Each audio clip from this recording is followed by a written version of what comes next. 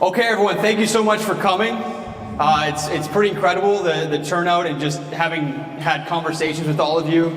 Got builders, developers, contractors, financiers all in the same room, so it's really great. If you guys haven't already, there's a link to the presentation.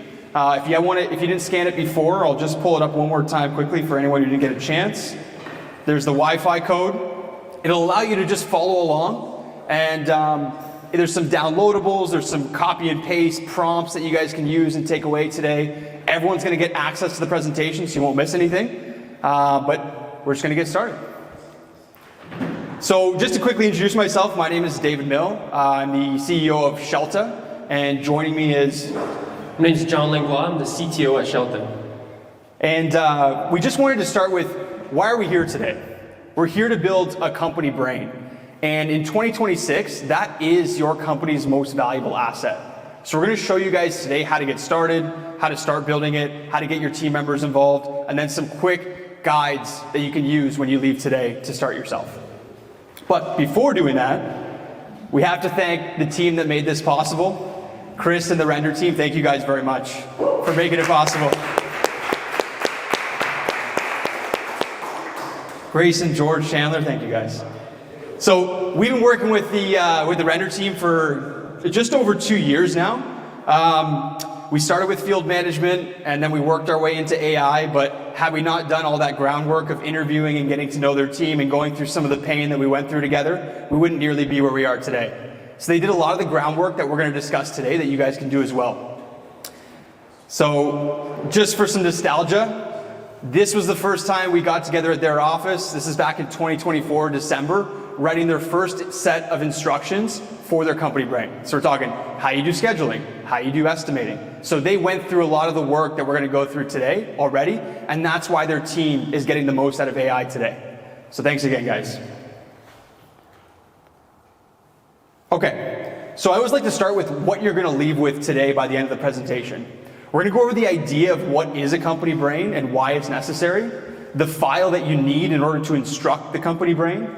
We're going to do a live build together and show you what a live brain looks like for a company, show you a few examples, and then some next steps for you guys to get started. Those are going to be our takeaways today. And if you notice behind my shoulder, I've got a few espresso bags here, which are company espresso. So I'm going to ask a few questions throughout, and the right answers are going to get some espresso to take home with them today. And we can attest to how good it is back there. But so what is the problem that we're trying to solve? Well, we're trying to go from reaction to reasoning, right? As general contractors, real estate developers, things are constantly flying across our desk, and we're always reacting to them.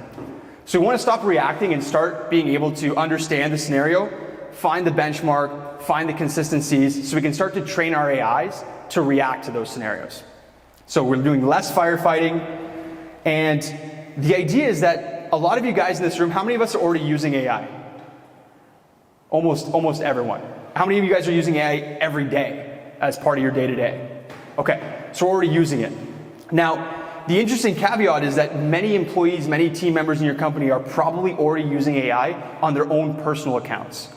So we're going to talk a bit about security today, because many of your team members may already be using AI, already uploading your company data, and just using it for their day-to-day work. So we're going to talk about how we can alleviate that and how we can avoid that by putting guidelines in place.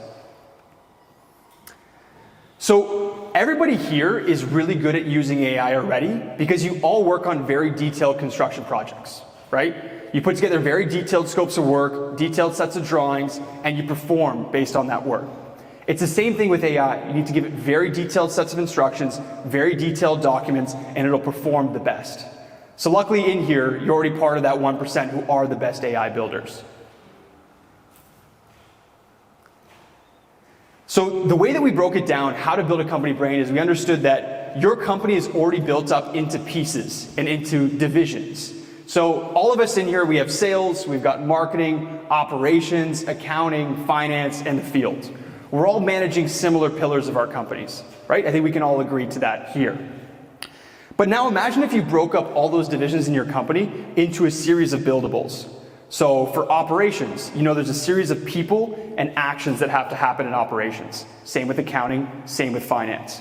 So we want to identify those so then we can leverage them, turn them into skills, and get the most out of each individual division. So start thinking of the mindset of like, if I were to break up my company into these divisions, who's involved in those divisions and what skills would be involved to perform in those divisions, what would they be? And that's the inner workings of starting to build your company brain. So how do you document a buildable? I'm going to just quickly do a quiz. Who here knows what MD file stands for? MD. Someone not Alf.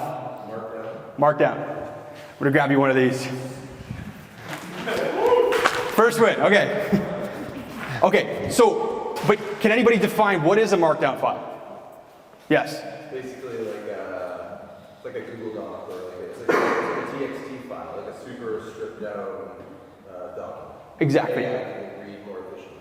Markdown is, yes, exactly. It's basically, it's AI's language. It's how AI understands things. So I just did this side-by-side comparison. What does a markdown body of text look like? And what does it actually look like as a PDF? So see how it became structured there, back and forth? So it starts as markdown, which is just this sort of like jumbled up with symbols and things like that. But then when it's actually formatted, there's what it looks like in a PDF. So the inner workings behind your PDF, who here has used AI to generate a PDF or generate a document? Probably all of us.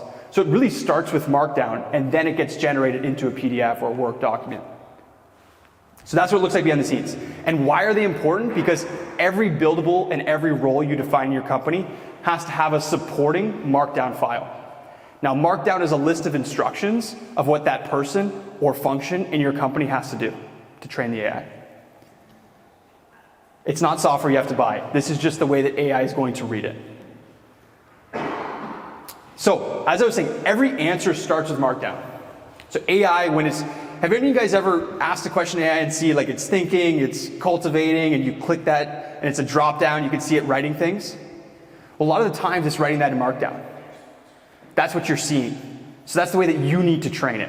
And then it puts out these beautiful PDFs, it puts out these nice presentations, these Excel files. But what it's doing is it's writing to itself to understand what you're asking it. So now you need to speak in the AI language to the AI as if it were a person, which is a weird thing to think about, but you need to speak in that language so you can train it as to what you want to do. So here's an example of a buildable file. So I just did a quick one for a change order. So we always like to start with what triggers this action within the company, what starts it. So we're all familiar with change orders. We've received them, we've issued them, we've dealt with them. So how does this get triggered? Well, it starts when a change happens on site, the client asks for it, or the conditions force it. That's what triggers that change order, right? So that triggers the AI to be like, maybe you need a change order. But then you gotta ask, okay, what's the process within our company to document a change order? So you're like, okay, well, we need to take a photograph of the condition. We gotta price it, usually same day, we wanna get that back fast. Get written approval before the work commences, and log it against the job. So that's just outlining what the function is within your company of a change order, just giving the instructions. So that now we have the trigger, and we have the process. And then what is the output? The output that you want from it is ideally a signed change order, price, approve, build, no more free work. Now, this is very just kind of high level of what a change order might be. You might have 6, 7, 8 instructions. You might say change orders generally come from Gmail or Outlook, and you might give it a connector. You might connect it to a tool. But this gives you the inner workings of what a markdown file for a specific function would look like. Trigger point, process, output. Define those 3 things.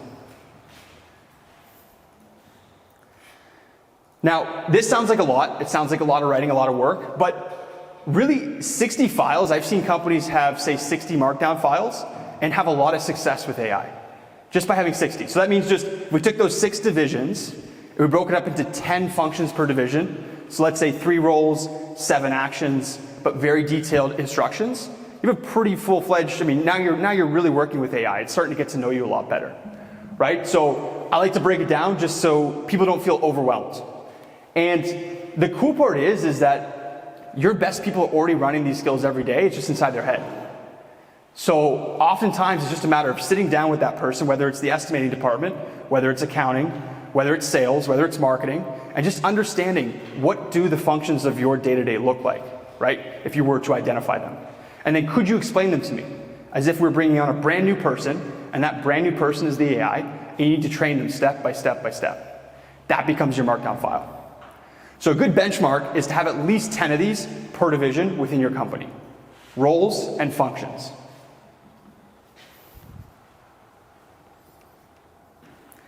So this is what your company knows, or what it could know, if it were all connected to Claude. So this looks like a fancy diagram, but really it's just a few prompts and describing what does an AI brain look like if all of my divisions were connected. So all these things you see at the end are nodes. So if I hover over sales, I know that I have quote templates, I've got follow-up cadence, I've got site visit checklists, I've got close call scripts, right? These are examples of taking those divisions and branching them out into different MD files and different instruction sets. So that eventually your company is running here in the center with Claude, but if it's the field you're working with, you understand that these are the functions of the field. If it's working in finance.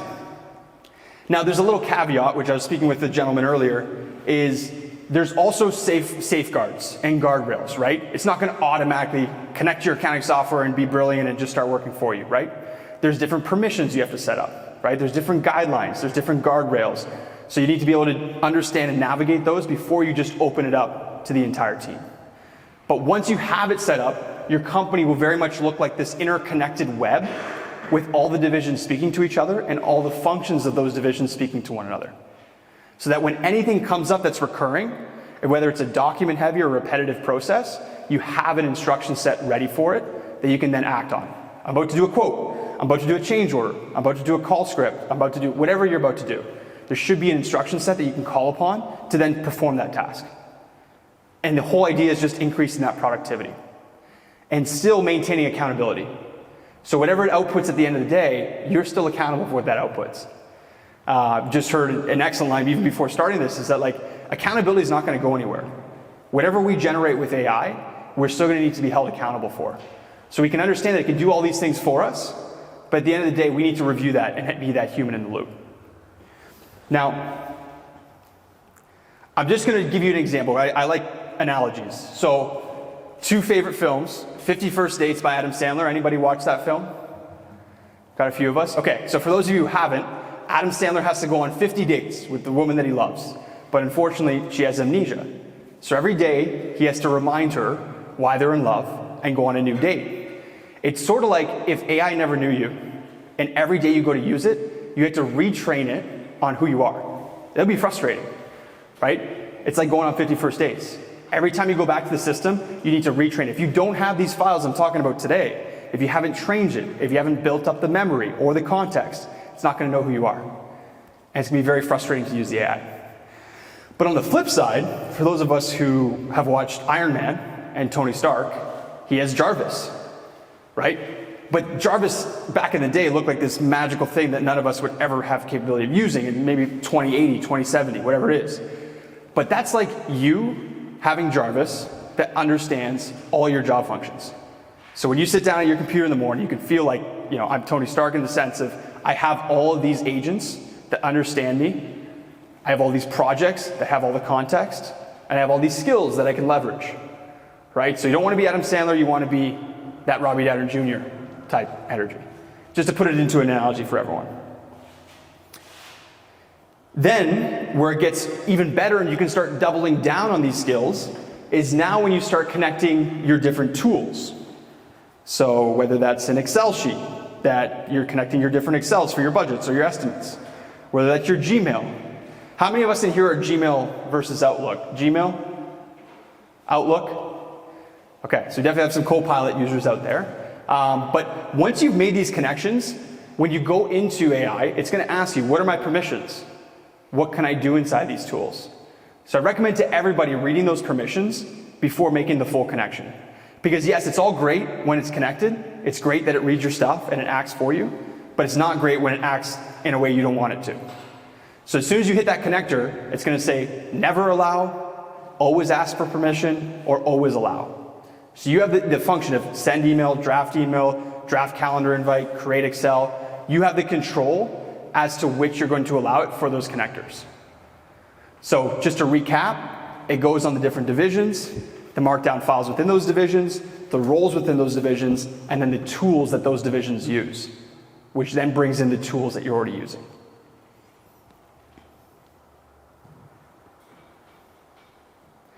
I'm just going to give you guys a bit of an analogy as well. So our teams, John as a CTO, for example, he receives a number of inquiries. He receives a number of app updates. So for someone like this, when you have all your apps interconnected, you can just wake up, go to your Claude in the morning and say, which emails have I received? How are all the platforms doing? What invites do I have coming up? So eventually Claude becomes your command central that then reads from all of your different systems, so you don't have to jump from app to app to app once it's all interconnected. It's a huge benefit once it's set up. And this is actually a really new connection that came up in the last year or so by the creators of Claude themselves, who created a way for AI tools to talk to each other. So literally a year-old technology that we're seeing happen, progress, and now you can have things that are interactive, right? So within the AI itself, I could open a view in Google Calendar and create a calendar invite right there. I could draft an email right from the AI chat itself. So a lot of it's changing from having to go to tools to having the single chat interface that you're comfortable with be your command center. Exactly. How many of us in here record our meetings with some sort of transcriber tool? Okay, a lot of us. So one really quick thing that would exponentially increase your value with AI is just to begin recording your meetings. Just, of course, ask permission of who you're meeting with, the individuals in the meeting. But if you get that permission, you spend a lot less time taking notes. Like for us, for example, I mean, many of you guys who we met with in this room, we don't have a meeting without turning on our Copilot that listens to the meeting. Because I don't want to be taking down notes while you guys are giving me valuable information. So it starts to pull all those insights and it generates you that transcript. And then within seconds after the meeting, we know all of our action items. Who they're assigned to, who said what we promised. So that right there, just by downloading, whether you have Granola, which is free, Otter, Fireflies, preferential is for us is Granola. It's an excellent tool, especially if you're a Mac user. It's fairly native to the system, I believe Windows as well. But the amount of things you can do with that one transcript. You can generate a follow-up email. You can generate a scope of work. You can assign tasks. You can assign schedules. These are all things, if you're in a site meeting, if you're in a team meeting, it's highly valuable and it takes a lot less time than just taking the notes throughout the meeting. So for anybody who's not using one, I'd recommend trying one first. Now, the big thing is you guys are already paying for the data that AI would benefit from. You're already paying for it with your different tools, and I'll show you why. So it all starts with the field. So you can all see this here. It's a little blurry, but that's just one level. So it all starts in the field. And John, what are we capturing from the field? So a lot of this will be your time, your updates from the site. It's going to be who's on schedule. It's going to be what expenses are coming from the field, your production rates. If you guys are, masonry, you're dealing with production, pouring concrete, excavating. A lot of that is how much you're doing every single day against the budget. So all of this needs to be extracted from the site for you to have a central system to understand, here's how my projects are going. Here's how much brick I'm laying. Here's how many wood fences I'm putting up. So everything that your employees do and everything that your admin can see should be this central system, this base layer that you contain all your data wherever you store that. So that's layer one. But then if we hop on layer two, then it's okay, now we have some live data. So now we understand what's happening on site, we understand the productivity rates, maybe we understand the cost, we understand how it affects the schedule. Now we can go to layer two.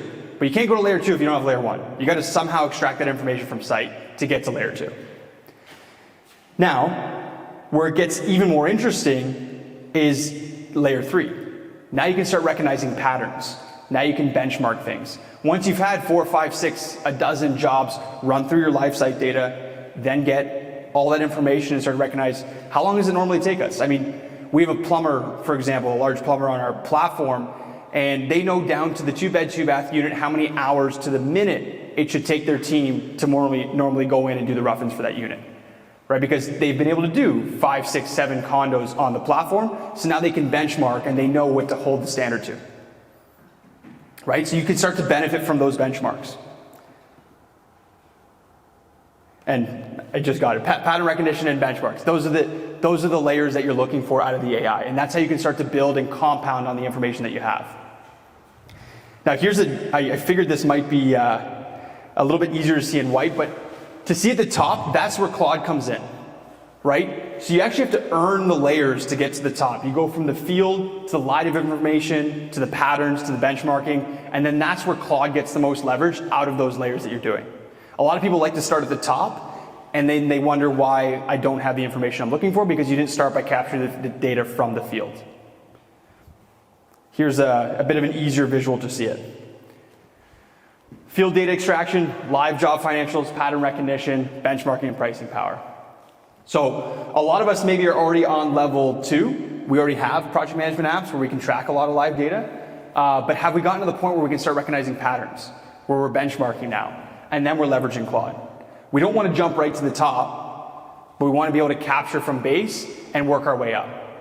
Right? So to go back to the render example, when we started with them 2 years ago, we wanted to start with field data extraction. Then we started getting live job financials and data, for example. Then we started recognizing patterns. Now they're building skills. Now they're getting the most out of Claude. To give you guys an example. So you guys can all do that as well, as long as you start at level 1 and understand what's happening. And why won't you need to be able to build this by hand? How else can you do it? So that transcript tool that we just said is a great way to start, because you can just start recording and saying, I have this process, and just speaking into it. Essentially that way, you can take the transcript, put it in any chat that you want, and just ask it to create separate markdown files for each of the processes that you listed. If you can imagine 60 files and having to go through them and to actually write out step by step, that would take a long time. But best way is actually interacting with a chat interface. And the best thing about this too is that they can be updated. So even if you're not sure about the initial result, you can use it, test it out, and then improve on it. So if there's a little document that needs to be generated and you didn't like the format at first, just keep asking it and keep trying to iterate over it, because it will continue to improve upon that set of definition that you created at first. So best way to do it, talk to an AI chat, or even better, just record yourself and put that transcript in and create those files for you. You can list what departments your company has, information about it, and it's nice because a lot of times that you're talking, you're actually saying more information than you would if you were gonna type, because you're more selective about what you're typing. So this way you can speak as much as you want, record yourself for an hour, put that in, and then let the AI kind of help guide you to which files it wants to create. Yeah, I'll do this a lot while driving, not on my phone, but I'll record. And if I come up with a skill or an idea as I'm thinking, I'll just throw on my recorder, and as I'm going, I'll be like, I really want to turn this into a skill for my team. I'll just record myself talking about it. By the time I get back to the office, I send it to the team and say, let's turn this into a skill. And next thing you know, whatever's on your mind that you think like we can automate this, now it's a skill, now we have it, right? So if you're looking to find time, John mentioned an hour, but there are definitely pockets of time we all have where we're doing nothing, and we could possibly record that information. So this is the workflow we have on the left for you guys. If you scroll down slightly, for those of you who are on the live, we gave you 2 options. You can download the skill for yourself or copy the prompt. But basically, this is going to allow you to download the skill, drop it into Claude. It's going to interview you about what company you work for, what's your role, what are your day-to-day look like, how can you turn that into skills, and then that'll give you guys your kind of head start to start building the foundation of your company brain. So, what does that look like here? Each division becomes a project. So for those of you guys who are using Claude, inside here we've got marketing, accounting, operations, estimating, field and sales. Who here knows the difference between just using general chats and using a project, and why it's better to use one or the other? Okay, well I'll tell you. So the reason you'd use a project is so you can sandbox content. So if I see inside here, if I'm gonna have a marketing conversation, I wanna keep it in my marketing project. I don't wanna jump into estimating. I don't wanna have a generic long chat log. I wanna have it in one project. So what does that look like here? I actually opened up the Claude. So if I'm doing estimating, let's say. So let me just zoom out here a little bit. So within estimating, I'm gonna keep all of my estimating chats in my estimating project, so I can sandbox that content. If I just put it in my general chat log, then it's just going to be lost, and I'm going to lose all that valuable context. And then all those MD files I was telling you guys about, here's the examples. So estimating glossary. Let's just say you have a whole bunch of terms and acronyms you use when you estimate. This is a very small MD file, but I would have that inside of my project. So everything we were telling you guys about earlier about the MD files, this is where they live. They live as instructions within your project. So that every time you go back to this project now, it's referencing those MD files. So you've got contract red flags, regional codes, insurance bonding requirements, change order formats, subcontractor directory. So we have a whole bunch, which then prepare this project. What I like to do with contractors who are just using Claude, just getting started, is rename your chats. It's actually a really helpful tool, because you guys ever had a really good chat with Claude and you lose it and you're like, shoot, I wanted to go back to that chat. You can just hit these 3 buttons, these 3 little dots, and rename your chat. So what I have a lot of team members do is if they're having an estimating project, I'll just have them name their chats by project number or address. That way it's easily searchable and they can always reference it back. Then you have a little bit of an instruction set. So I just wrote a brief instruction set of your role. So you're basically here, you're training the AI what their role is, like I was describing earlier, what their instructions are, how to use the files, what to do inside the project chats, what are my output standards, what are the guardrails that I do not want you to do, and what's my tone of voice. So just to run through that one more time is, I got my MD files to describe how I want to estimate, I've got my projects named by the chats named by the project, and I've got an instruction set. Once you have those 3 things, you have a lot better time inside this project than just a generic chat.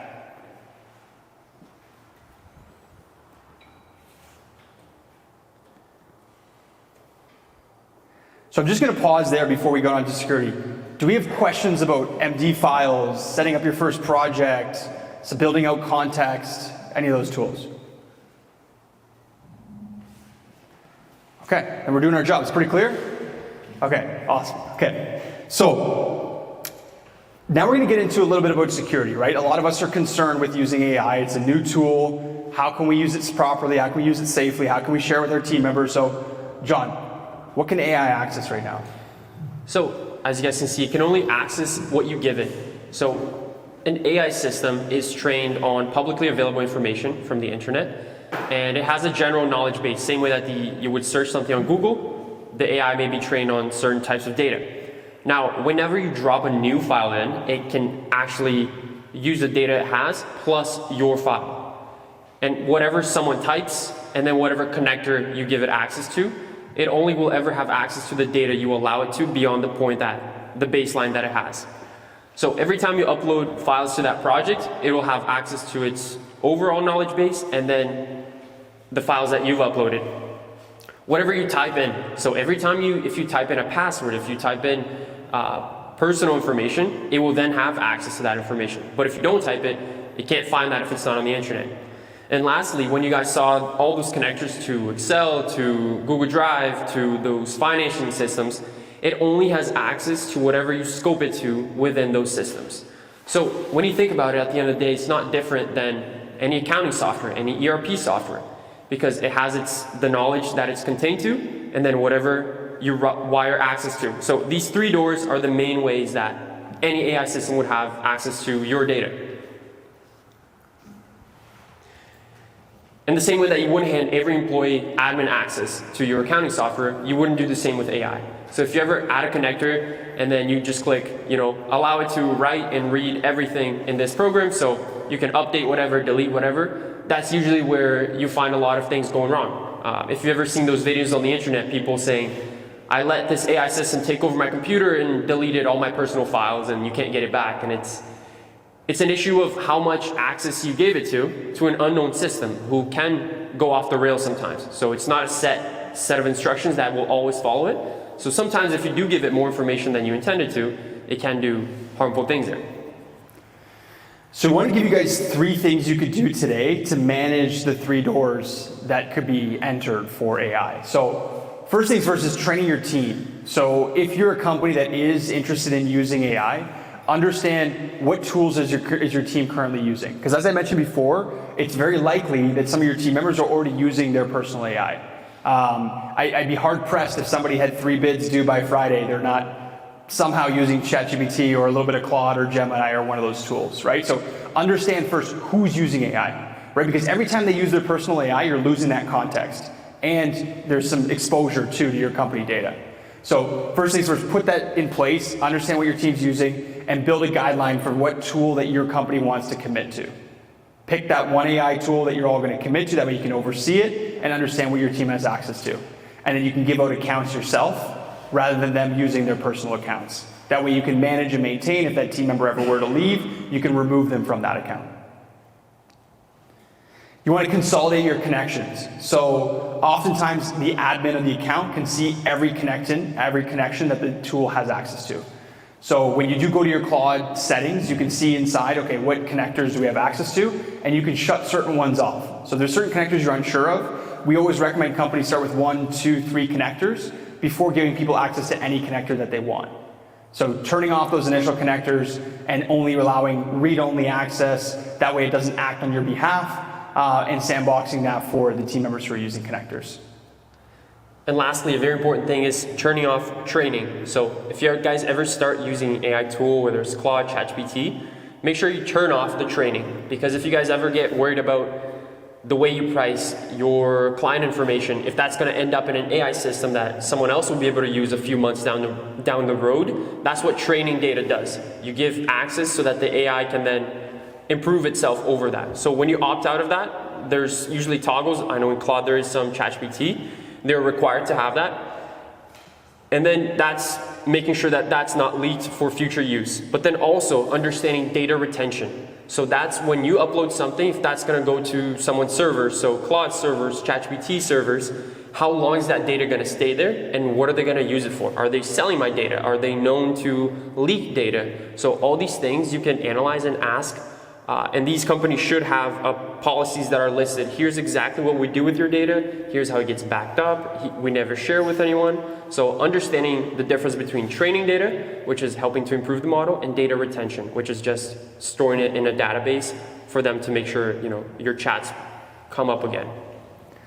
So to further reiterate John's point, just real quick, what do you do if data leaks? Well, if my data leaks, you have to understand a few things about a company, how they actually store it. So where does it sit? Who can read it? Does everyone in that company have access to the data I'm uploading to their system? Do they have a backup that they can restore my data if any data was lost? And then where does it go once it left that database? Was it actually a leak that was harmful, that it potentially leaked passwords, leaked personal information, financial information? You need to understand the scope of what the leak was. But everything here is answered by these companies' policies. Those things that maybe sometimes we look over, the privacy policies, terms of use, they specify, here's exactly what we would do if your data were to leak. And usually you get notified of, hey, potentially your passwords were compromised and all of these things. So you want to make sure that whoever you're going with has determined steps of what they're going to do if something goes wrong with your data, something leaves the system that wasn't supposed to. And just a quick tool for you guys real quick. Just explaining, does anyone here understand SOC or ISO or some of these badges that some of these large vendors have? We're talking about like your OpenAIs, your Geminis, your Claudes. You can always look into these. And the reason why we put them up here is because we have a prompt down here which we're going to show you guys, where you can vet the AI of your choice. So whatever AI you guys end up choosing, if it's Claude, if it's Gemini, I highly recommend using Claude. But if it's going to be one of these tools, you can vet these tools as to what their badges are, what their safety precautions are, what do they do with data leaks, what do they do with certain things. So we developed you guys a prompt that you can copy and paste to vet the AIs that you're about to use, that we can start to ask these questions. Just to speak on Claude specifically, these are some of the big companies who are already using Claude. Your large banks, you got some medical suppliers, you got NASA. These are some of the scale of companies that are currently using these systems. Just to know that we're in a league with some of the biggest companies in the world who are looking into this and using the tools just like we are. Now that prompt I was telling you guys right here is you can just copy this from the presentation, run it against the vendor that you're using, and just understand to start asking these security questions. Where does my data go? What happens if it leaks? How do I protect it? And it has a lot of documentation online where it can pull those sources so you can read up on the security of those prompts. Okay, so are we all clear on the MD files? Any questions about how to create an MD file, how many MD files you need for your divisions? We're all clear there. Okay, so we just dropped a few examples for different divisions and more written out MD files with more scoped out skills, so that way you can, if you like it and you want to download it, you can download it right from the presentation and get started to build your own skills yourselves inside these markdown files. So before I move on to what we learned overall, I want to show you this. Now, although this looks a little complex, this is sort of like what a brain would look like when all the tools are interconnected. So we have Claude at the center, and again, we broke it out into the same divisions. You got your field, you got finance, you got projects, operations, and then all of these nodes are speaking to one another, right? So if I were to quickly click on one of these, what is my quote template process, right? So I understand my quote template process, but how does that connect to all of these other nodes inside of here? Well, inside of operations, these are basically just all of your markdown files visually displayed. So the same thing we're doing for documents, this is what it might look like visually if you guys were to see how a brain might operate. It's all just different nodes from different divisions speaking to one another. And this is what it would look like in the back end.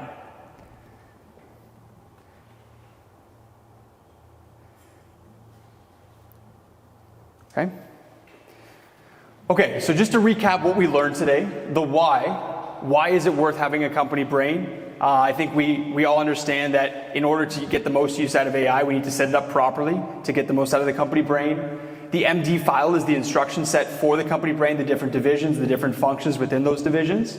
Having 6 divisions, starting with those 60 buildables is a great place to start to build out your company brain. Plug in the tools that you already know, and then start that interview. Use the interview skill that's in the presentation to walk through your first set of interviews, who you are, what team you're working on, what your functions are day to day, and you'll start to see what those instruction sets look like, and then you tweak them accordingly to your specific role.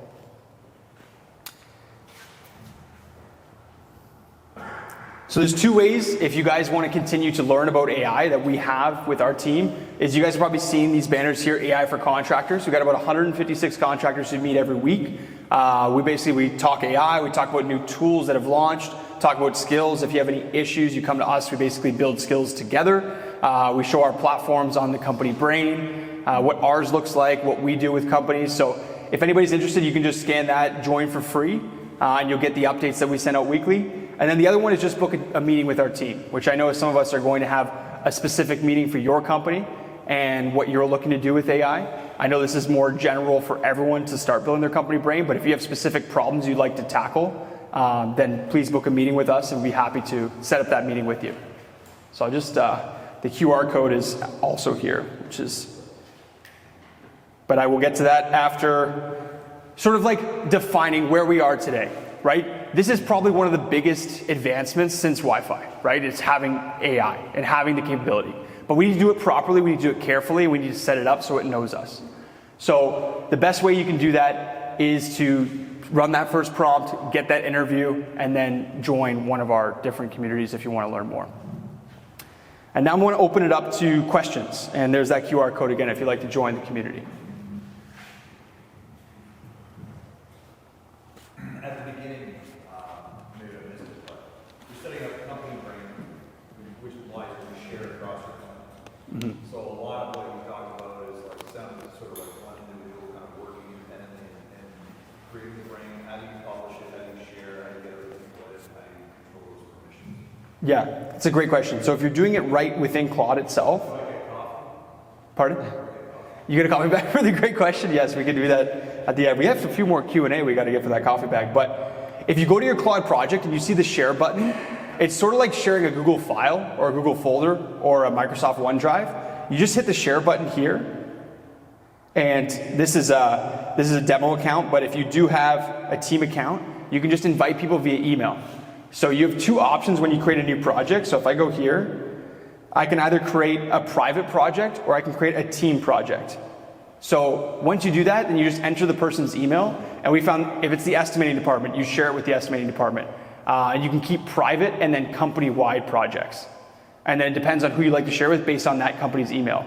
And just for more granular security, it also depends on that person's email. If they're a company email, then they have the capability of doing it, but it won't be able to share with those personal emails. So you'd share it just like you'd share a document, but you'd be sharing an entire project. So just be conscious of who you're sharing that with when you go to share a project. But that's the biggest hurdle we've seen, is keeping those updated across the team. And I'm not sure if ChatGPT, they don't really have many skills, neither is Gemini. It's really a Claude thing. And then within there, you can actually share with your team. And when one person updates it, it updates for everyone. And that's the solution that they've had. But we've been looking at this and how can we tackle this problem as well of sharing the skills and making sure that everyone has the right access to the process within that skill, and making sure that they don't actually overreach with their access on that process. And if anybody is thinking to themselves, I don't have time to build out all these skills, I totally understand that. So what we're in the process of doing right now is we have a number of skills. We have a number of documented processes based on personas within the company. So just to give you guys a quick look at what our purpose-built AI platform with preloaded skills looks like. It's broken up by division, so office admin all the way through to materials and purchasing. And basically it's like, here's your invoice inbox sorter. So this will auto sort all the invoices in your inbox, put them into the folder of your choice, so it just runs on command, so you don't have to do that yourself. That's one example, right? It could be a PO tracker, anytime a PO comes in, if a service call comes in, if it's payroll prep, whatever it might be. We've just built a series of skills across different personas of the company. That way you can just basically plug and play, you pre-download the skills, and we add new skills weekly. So if you feel like this is something that you want a lot of pre-built skills for yourself, and you don't necessarily have the time to do yourself, then we could show you what the brain would look like for your company if you wanted to use a preset of skills. So the question is, the brain, this thing, struggles alone to set it up, and then it actually learns alone, right, from several projects? It does, yeah. Compounds knowledge over project to project. Okay. Yeah.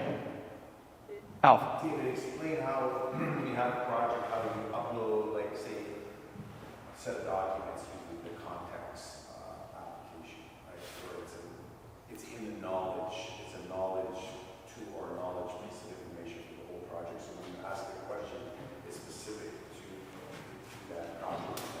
Yes. Yeah, so in that context window that Alf's talking about, when I go here, yeah. Let's say you wanted to create a project just for one specific project. Let's say you're working on a large project. You'd actually create a new project, and in addition to these instructions, you'd also put the project documents specific to that project. So you could upload 4, 5, 6 specific project documents in addition to your rules, so that way the rules and the project docs work in unison together to get the most out of the project. It's a great point. That's a Yeah, like, so if you say, like, if you're bidding, you can say, develop a list of requests for questions based on some inconsistencies you see between the documents, right? And then they produce an output of a whole bunch of inconsistencies that the owner's design team or architect needs to answer for you to properly do. right. And it can do it in 8 seconds, right? Yeah. You can either do it by asking that question, or if you already created a pre-built skill for that, then it could run that skill for you to run the inconsistency check. So the difference between asking a generic question and running a skill is a skill could be 30 lines long. It could be your way of comparing documents rather than just saying, please compare these documents. It might not get as good of an output as if you were to put one of those files of instructions of how to compare documents. So explain the difference with using those skills markdown file versus just say someone using their generic Copilot account. Yeah, so if you're using, say, a generic AI for the first time, right? And you're just asking a question about a project, you might upload a few documents, but it doesn't have any of that pre-existing knowledge built in of what I'm trying to do for this project. So if you say, like, this is how we vet contracts, and you have a set standard template, that AI is not going to know what your standard template is. It's just going to vet it how the AI thinks it should vet it.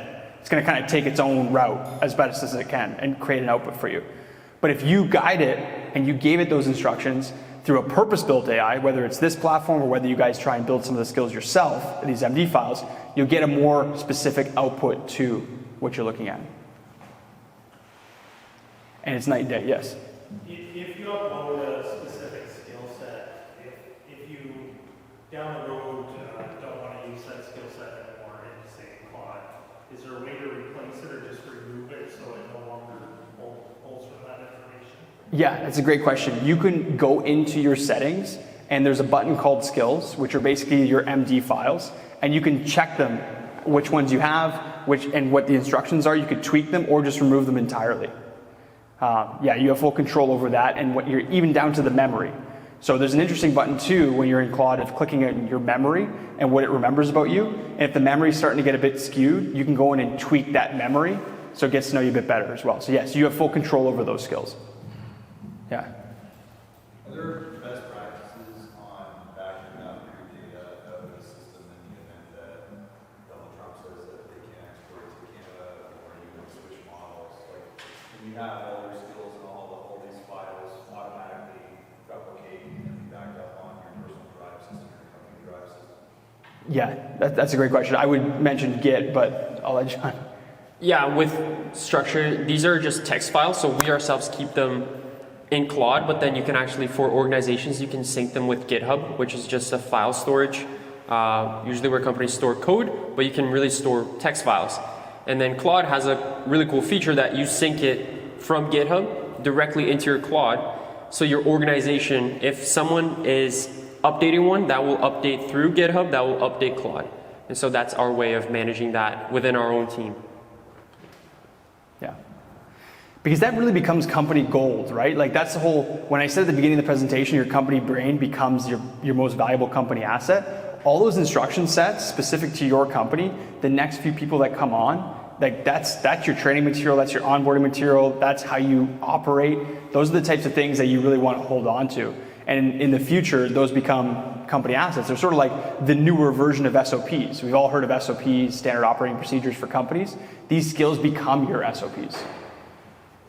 And just another point, so the importance of having like a shared company brain versus like, because we know like a lot of your employees will just use their own, like if it's chat or whatever, is that if they start using their own AI, obviously information sensitive to your company, then they're going to develop their own skills, and then when they leave or quit, they've now created all these skills for themselves to use somewhere else. Whereas if you have, and correct me if I'm wrong, if you have everyone uses a company account, then everything stays in the company account despite if they leave or quit or they fire or whatever, right? Isn't that a huge advantage? Huge advantage. We actually took it a step further on this. So just so everyone's aware, this purpose-built system is more for purpose-built to construction and real estate development. So these are all pre-programmed skills that we've built. And then one thing that we found was the most popular, most liked feature here was seeing what skills are being run daily. So understanding if all your team members are on this, you can see what skills they're running, what are the most popular skills, and what are the outputs they're getting from those skills. Because wouldn't you not be curious as a company owner or leader, like what is my team using AI for? I know a lot of you guys can probably tell where a project's at just based on the questions people are asking, right? You get a good sense of where projects are standing. So kind of on our system, we give you full visibility as to those questions, what are the most used skills, and then drop new skills each week. And then if you want to, for example, like Alf said, if someone leaves and they're using those skills don't go with them. Just the questions that they've asked, the documents they produce stay with you, stay with the company.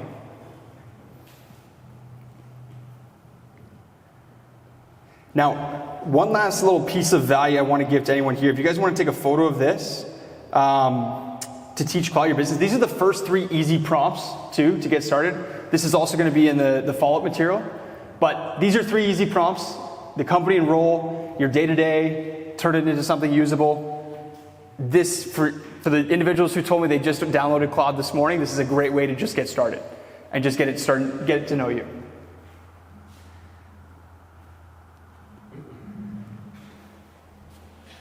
Yes? So, because I have a personal Claude, we have a workspace for ChatGPT, which I'm pledging to transfer over to Claude.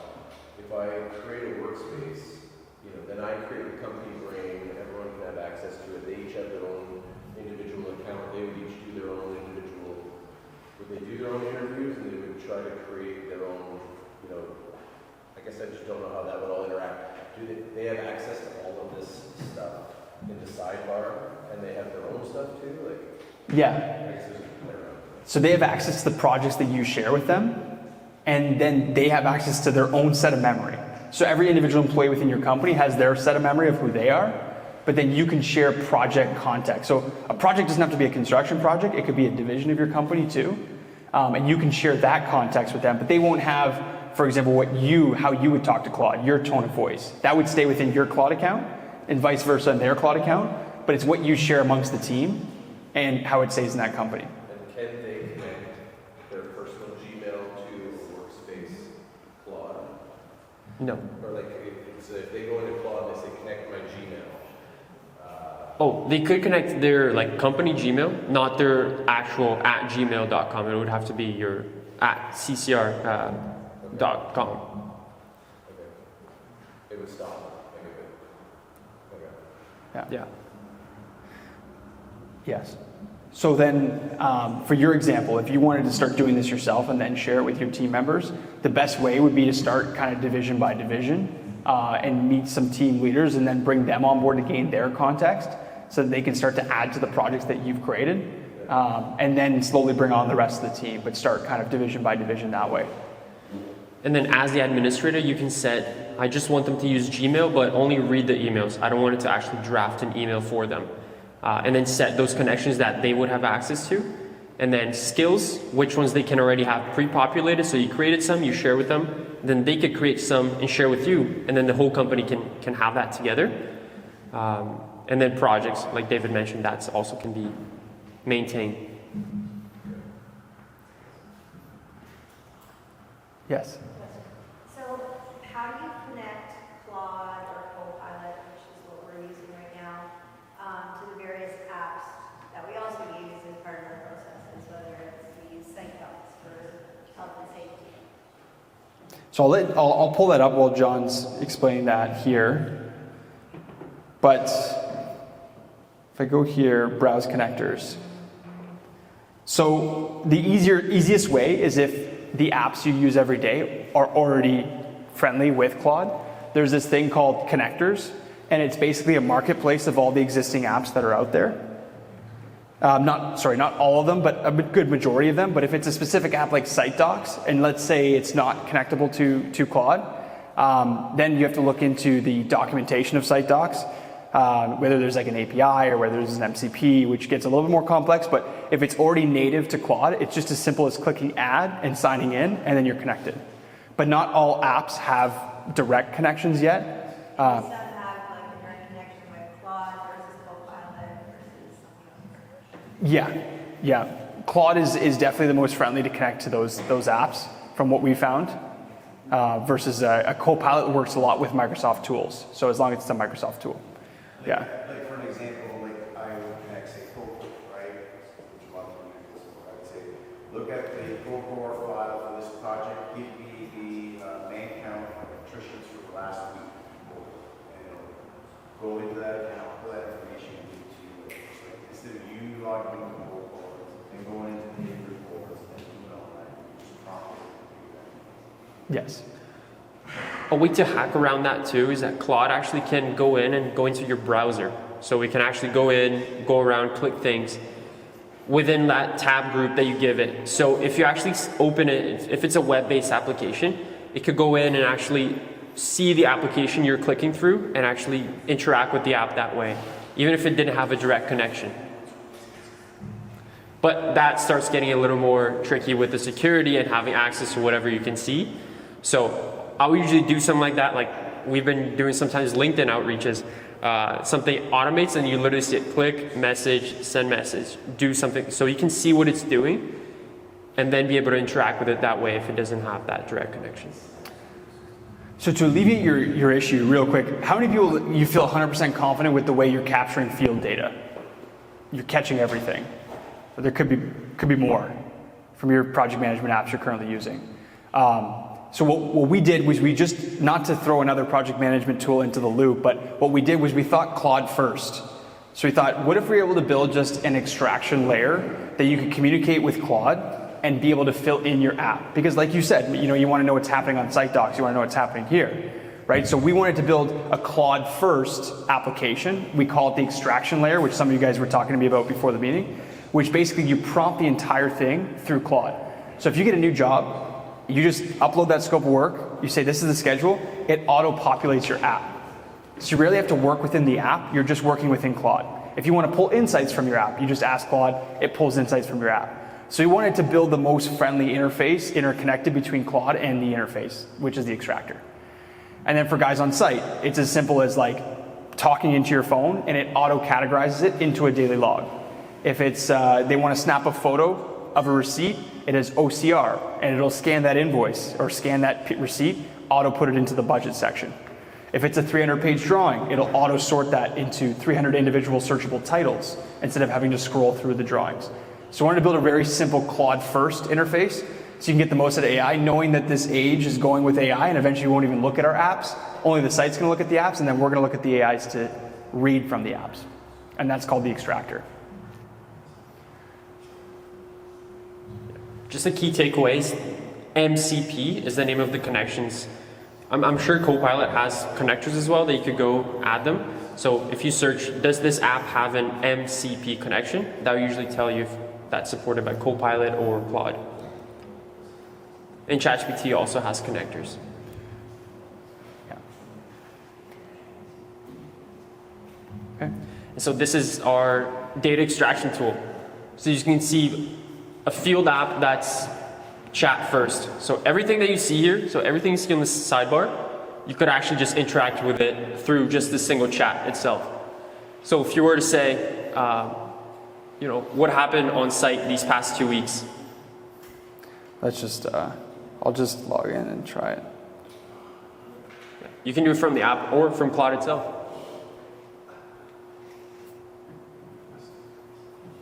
And then as David's pulling that up, this is really our approach with the simplest way to capture that data. So this works on your desktop, mobile, and then right here. I want to use the extractor app. Let's just say, I'm just going to show you an example. So it's automatically going to connect to the extractor app.